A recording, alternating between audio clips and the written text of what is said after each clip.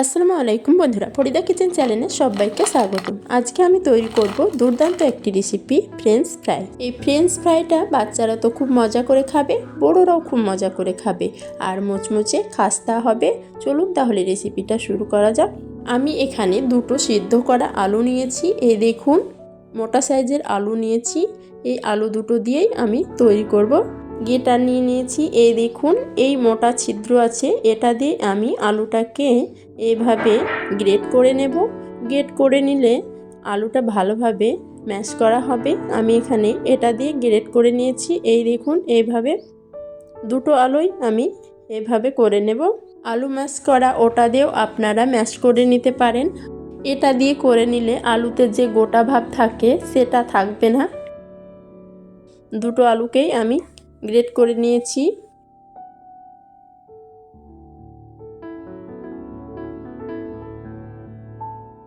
দুটো আলু গ্রেট করা হয়ে গেছে। আলুটা আমি এখানে জ্যোতি আলু নিয়েছি। দুটো আলু দিয়ে আমি ফ্রেঞ্চ ফ্রাইটা তৈরি করব। আপনারা এর থেকে বেশি করে আলু নিয়েও এই ফ্রেঞ্চ ফ্রাইটা তৈরি করে নিতে পারবেন। আলুটাকে ভালো করে মেখে নিয়েছি স্প্যাচুলা দিয়ে। এই দেখুন, এখানে আমি 2 টেবিল চামচ সাদা তেল দিলাম। তেলটা দিয়ে আবার আলুর সঙ্গে ভালো করে মেখে নেব। এই দেখুন, এইভাবে আমি তেলটাকে আলুর সঙ্গে ভালো করে মেখে নিয়েছি। তেলটা ভালো মতো মাখানো হয়ে গেছে।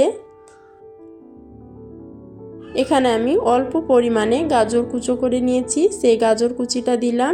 বাঁধাকপি কুচি, আমি 1 কাপ কর্নফ্লাওয়ার নিয়েছি, সেটা দিলাম।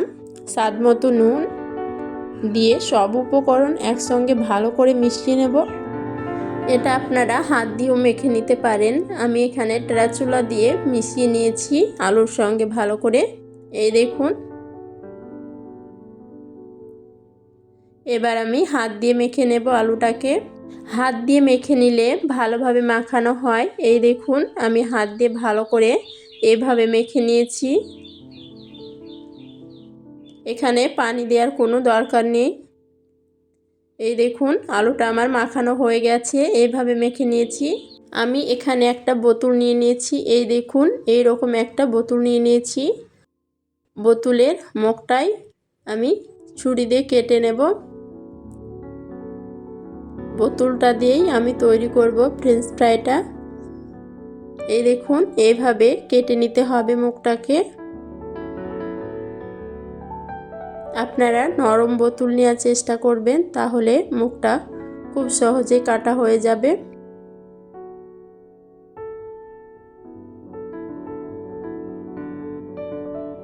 এই দেখুন, এইভাবে আমি বোতলের মুখটাকে আমি কেটে নিয়েছি। এবার মুখটা খুলে নেব। এই দেখুন, এইভাবে কেটে নিয়েছি। একটা আঙ্গুল ঢুকিয়ে এভাবে ওপর দিকে করে দিতে হবে কাটা ছিদ্রগুলোকে। এই দেখুন, এইভাবে মুখটাকে বড় করে দিতে হবে, তাহলে আলু মাখাটা ভালো মতো বের হবে, না হলে বের হবে না। এবার আলু মাখাটা পুরোটা বোতলে ঢুকিয়ে নেব।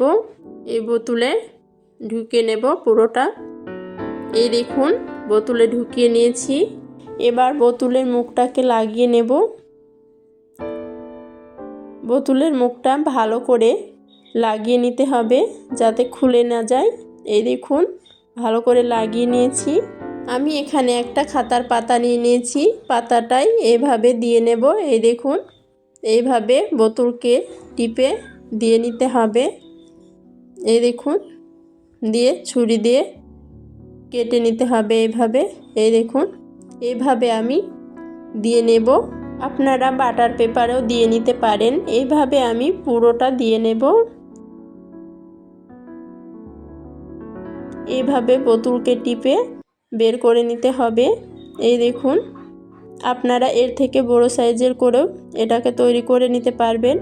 আমি এখানে এতটা বড় করেই তৈরি করে নিয়েছি। আমার সবগুলো তৈরি করা হয়ে গেছে। এই দেখুন, এবার ভেজে নেব। ভাজার জন্য গ্যাসে কড়াই চাপিয়েছি। কড়াইতে পরিমাণ মতো তেল দেব। আমি এখানে সরষের তেলটা দিয়েছি। আপনারা যে কোনো তেল দিয়ে ভেজে নিতে পারেন। তেলটাকে ভালো করে গরম করে নিয়েছি। এবার তৈরি করা ফ্রেঞ্চ ফ্রাইগুলো দেব। এই দেখুন দেওয়ার সঙ্গে সঙ্গে কিভাবে ভেসে উঠছে, এই দেখুন এইভাবে আমি সবগুলোকে দিয়ে নেব। ভাজার সময় গ্যাসের আঁচটাকে মিডিয়াম আঁচে রেখে ফ্রেঞ্চ ফ্রাইগুলো ভেজে নিতে হবে। এই দেখুন এইভাবে আমি দিয়ে নিয়েছি, অনেকগুলোই দিয়ে নিয়েছি। এই দেখুন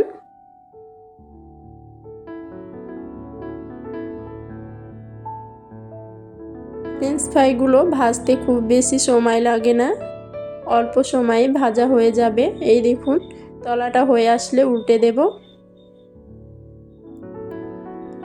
2 থেকে 3 মিনিট ভেজে নিলে ফ্রেঞ্চ ফ্রাইগুলো ভাজা হয়ে যাবে।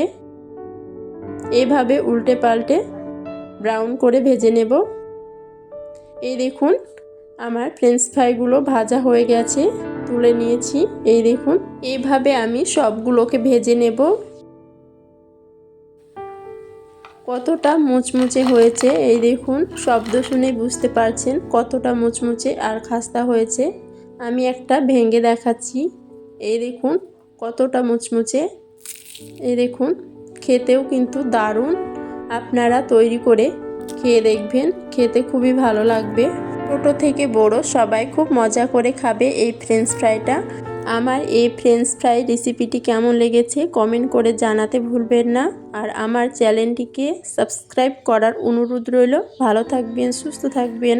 আল্লাহ হাফেজ।